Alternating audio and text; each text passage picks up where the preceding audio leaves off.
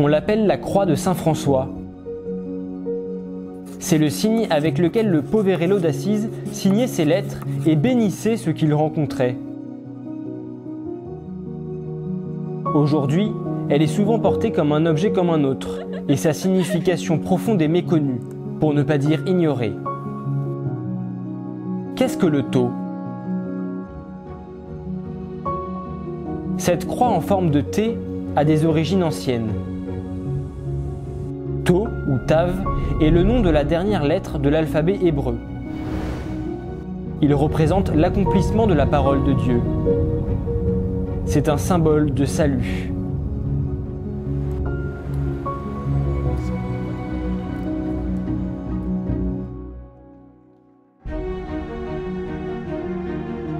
Dans les traditions chrétiennes des écritures hébraïques de l'Ancien Testament, le tau est représenté par la lettre grecque tau, T.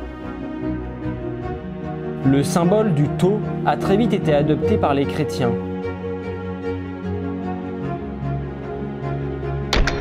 Il est beaucoup représenté dans les catacombes de Rome.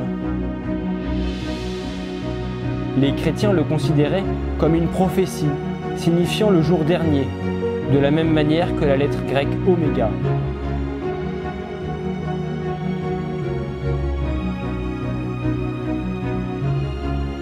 La forme de la lettre grecque rappelle la croix sur laquelle le Christ a donné sa vie pour le salut du monde.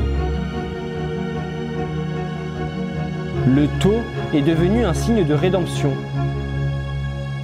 et un signe extérieur de la foi chrétienne. Saint François d'Assise aimait ce symbole en raison de sa grande similitude avec la croix. L'histoire raconte que Saint François entendit l'homélie du pape Innocent III pendant le 4e concile du Latran. Il parlait du tau et du désir d'aller dans les rues pour marquer tous les hommes avec ce symbole de salut. Saint François a été profondément ému par ce message. Il s'est senti appelé à le mettre en pratique.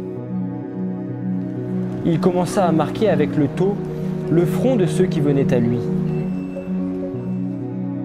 Il le dessinait sur les murs des cellules de ses frères et l'utilisait pour signer ses lettres.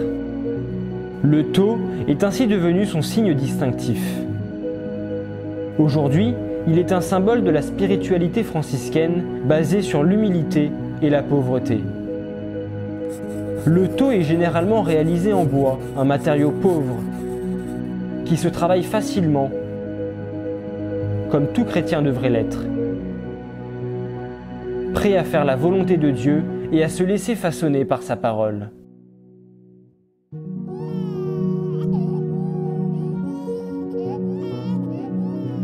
Il est important de se rappeler que le tau n'est pas une amulette magique, un porte-bonheur ou un objet de mode. C'est un signe concret de la foi et de l'engagement des chrétiens à vivre en tant que disciples du Christ, pauvres et crucifiés.